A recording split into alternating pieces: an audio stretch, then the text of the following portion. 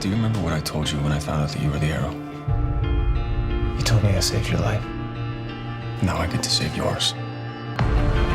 People are being murdered. Your days as the Arrow are finished. Roy Harper is in jail. Somebody needs to protect this city. What if there's someone else that could help?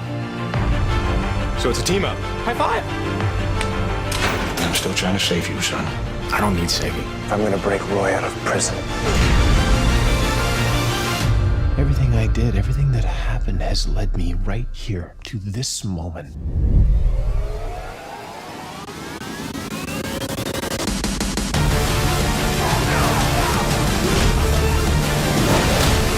Take your rightful place as heir to the demon. My brother's gonna kill you. He's going to beg me.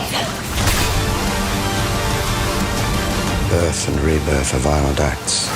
I am Al Sahib, Warith Al Ghul, heir to the demon, and you will obey. This only ends one way. Hey YouTubers, it's Charlie. This is going to be my Arrow episode 18 video and a breakdown for the finale trailer. They posted a trailer after the episode just like they did for Flash. A lot of you guys asked me to talk about Stephen Amell playing Casey Jones in Ninja Turtles 2, so I'll also say a little something about that at the end of the video. I think a good log line for Arrow right now is teeny tiny Ninja Turtle robots of assassin love.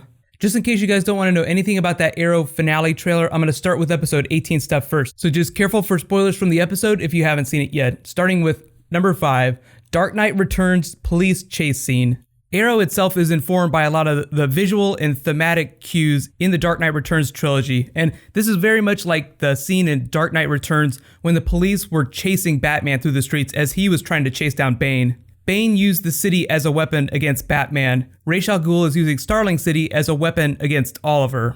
The funny thing in all this is that Oliver and Ra's al Ghul seem to be remarkably civil to each other. You also see that because Oliver is with Roy and Laurel, Quentin is a little reluctant to open fire. Like, he's not going crazy on him, but he ups the stakes once Ra's al Ghul captures him. On to number 4, Ra's al Ghul reveals to Quentin that Oliver is the Arrow. My biggest surprise during this scene is that Quentin did not know that Sarah was on the island. Sometimes it's hard to keep track of which characters know which details of Oliver's backstory. Like, what has happened in the flashbacks, who knows what's going on.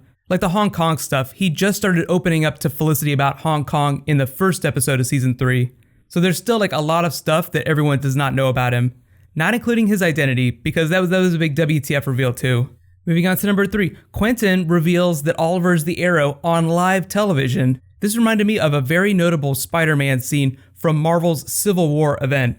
Just in case you guys haven't read that and you don't want like super spoilers, I'm not going to talk about it too much. Let's just say it has to do with Spider-Man's identity being revealed. The context of that moment is very different than what's going on Arrow, but it's a very similar type of scene, just like the curtain is pulled up. So the real question we need to ask now is, who does not know that Oliver Queen is the Arrow? Anybody that wasn't watching television that night or wasn't on Twitter? Those are always some questions that I ask like after the fact. Like after I make videos, I'm like, wouldn't people be twittering about this in Starling City? Like even like small appearances of the Arrow, that people would be like, holy crap, I just saw the Arrow fly by. What the hell's going on? People would be taking pictures of him on their cell phones all over the place. I guess it does help that he operates at night so much and he's always going through abandoned warehouses. Not a whole lot of people hanging out in there that use Twitter. But moving on to number 2, mystery shadow identity revealed. So it turns out it's a twin sister, and she also has absolutely no idea what happened on the island. It was a very touching scene, and it's nice seeing the actress back. We really don't know what her fate is going to be. Oliver just told her that she couldn't stick around, so what I'm hoping is that she shows up again this season, or she winds up in like season 4, like they find a way to bring her back. It'd be really awesome if they brought her back with a similar Laurel type arc, with relation to the Canary, where she takes on a similar persona to Shadow and just becomes this badass fighter. The other big thing about those flashbacks are that they confirm Amanda Waller is the one that's been chasing them down trying to kill them or capture them. I'm really wondering what's going on with Creature Commandos and Amanda Waller right now, because he said that Waller was off doing something else, like she wasn't necessary, quote unquote. So I'm wondering if he's the one that's doing something shady, and Amanda Waller, even though she's trying to capture them, is trying to do something good. Even though Amanda Waller runs Argus and tries to protect the United States, she is a very bad person. She's like the dark version of what Oliver would be if he took over the League of Assassins and really took on the Ra's al Ghul persona, which looks like it's going to happen based on the finale trailer. There was a scene of Amanda Waller in a previous trailer that we haven't seen yet, so we might see that in episode 19 or 20 or something really, really close. Just to clarify, the finale trailer they posted tonight is from like the last 5 episodes. Probably not a whole lot of episode 23 stuff in there. They're probably going to hold a lot of that back. But there is still footage from like the next 1 or 2 episodes that we saw in previous trailers that we have not seen yet. Most notably, the appearance of Amanda Waller here. And finally, my number 1 WTF moment, Roy tries to swap himself for Oliver and turn himself in as the Arrow. Maybe I should back up a little bit. Oliver turns himself in. Felicity's like, I hope you have a good plan. I don't even have a regular plan. That was one of my favorite lines from the episode. That and teeny tiny robots, which I will also talk about in a second. I know, even though it didn't kind of fit in my top 5. I agree that we haven't seen a whole lot of Roy's emotional arc play out on screen. Like, it's just been in like brief moments because there's so many characters on the show. They can only focus on so many at certain times. But we get the awesome Roy sex scene. We get that he still wants to punish himself for killing that cop last season. So it looks like he's trying to throw himself on his sword to get Oliver out of jail. He's doing it as much for him as he is for Oliver and Team Arrow. In this whole situation, we also have to talk about Quentin, who has gone completely bananas. Something is going to happen to get Roy out of jail. Either he's going to have to die, he's going to have to be the one that dies, or Quentin is going to have to rationalize it on live television why he's letting the Arrow go. You can't do a press conference like that where you're like, Oliver Queen is the Arrow, we're going to arrest him for crimes against the city, without explaining to everyone why and looking like a complete fool. Like, he would probably lose his job if he let the Arrow go. So in order for the situation to resolve itself organically, some really big WTF thing is going to have to happen. Mark Guggenheim did say that someone was going to die in episode 19. He didn't say who, and he didn't say if it was going to be in present day or in a flashback. And I still think that Maceo's son's going to die. The only bummer is that we're going to have to wait 2 weeks to find out who it is. That's right, Arrow is on break next week, but then episode 19 is going to be on the 15th, I think, whichever Wednesday that is. Just as a bonus moment, I will talk about teeny tiny robots. I know a lot of you are asking, is that the way that Ray is going to be able to shrink in the future? I don't know necessarily. I think it's going to be a backdoor to that. There'll be like a sciencey explanation for that. Nanotechnology is like one backdoor explanation to that. Like, they could just pursue that route. He is going to Star Labs in the next episode of The Flash. They're going to do something to his suit. I don't think it'll be just about shrinking. I think they'll just make it better in general. And then the shrinking stuff will evolve from that. Like, magic exists now in the Arrowverse because of the Lazarus Pit. Then I think it isn't a huge leap to see Ray Palmer shrinking. That's really the only problem with Arrow. It's a little easier to predict what's going on with the Flash because they're sticking a little bit closer to the comics. Arrow takes a few more liberties with the characters and plot lines. I know a lot of you guys ask like why that is, why they borrow storylines and characters from other comics. Mark Guggenheim just said that it's just because most of the canon of the Arrow comics isn't as broad as the other characters. Like, when you look at characters like the Flash and Batman, like, they just have much, much richer histories, hundreds and hundreds of more issues of comics. So those shows or movies or whatever, Batman related stuff, they just have more to dig through. Green Arrow himself hasn't ever really been quite as popular a character, so a lot of his really interesting stories are from Justice League or like other characters' titles. So that's why I'm totally cool with them borrowing stuff from other comics, just as long as the story is good. Really, like, that's like the number one order. Is it an interesting story? Here's my big question for you guys though.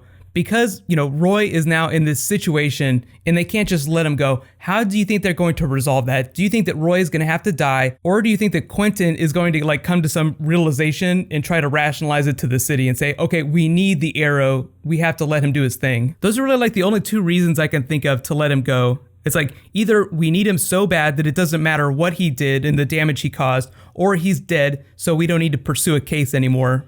And that's assuming that Quentin totally buys that Roy is the Arrow. He saw him in the red costume. He's like, Harper, I see you. I know that's you. Stop trying to hide.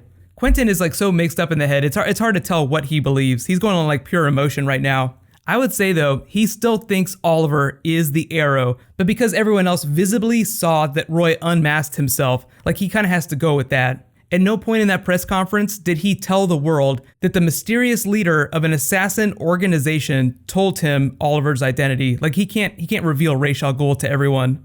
And just to talk about like the Ray Palmer Felicity stuff. So yes, I know, like, if you're like an Felicity person, you probably love this episode because Felicity's like, oh my God, I love Oliver. In case you missed it too, Felicity's mother, who is really awesome. She's a really funny character. So I'm always happy when she comes back. Tipped us off that Felicity's father worked with supercomputers. So what I'm really hoping is that Felicity's father turns out to be the season 4 villain, because it's supposed to be like a tech-based villain, like a really smart person. That would just be so funny, especially after the Mark Hamill Darth Vader, I am your father trickster moment in the Flash episode this week. Felicity has like this Empire Strikes Back Luke Skywalker moment. The funny thing about Felicity's mom in this episode is that she's kind of like Felicity's conscience. Like she just literally speaks what Felicity is thinking, but never says, with exception to the double entendres. Usually Felicity is the one that brings the comedy into the episodes. Like Oliver's the serious one on Team Arrow. Everyone else takes it pretty seriously. Felicity is the one that reacts to all of them like, oh my God, this is crazy, and like says something funny. But this really was, if there ever was, a Quentin-based episode. This was really as much about him as it was about Oliver. And yes, I do think that at some point he will slow his roll and recognize that there is a greater threat than the Arrow. So let's talk about that finale trailer. A whole lot of WTF. Most notably, Raish Mel. So let's start with the fan service here. Very clearly, Oliver, Felicity, gonna get it on. Even if you're not an Felicity shipper, I feel like you're gonna enjoy that scene. That'll be fun. Sort of like a last night before he becomes Ra's al Ghul kind of thing.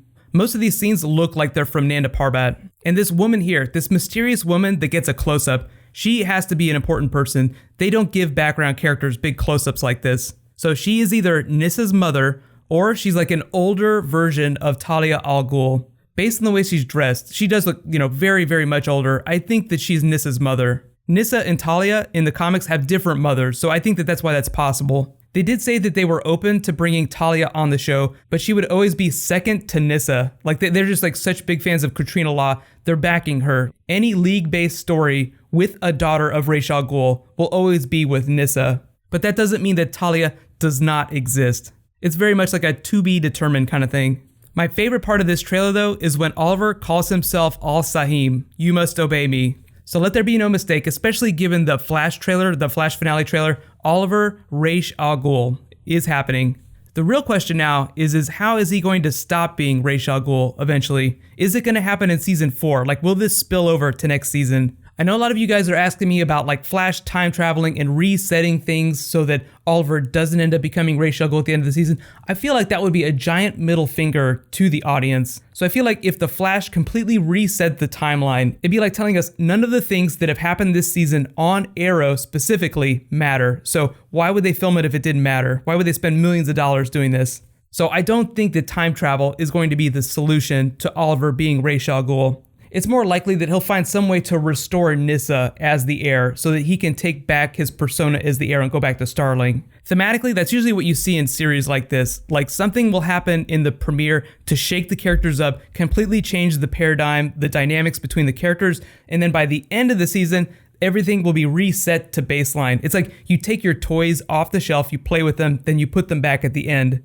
I just feel like thematically that would be a good arc. Like you start in the premiere where the characters are at emotionally and you kind of like make this big circle. So it's like, you had like the funny Felicity moment where Oliver is really happy. He's cleaned up the city. He's dating Felicity. So like we like slowly come back to that moment.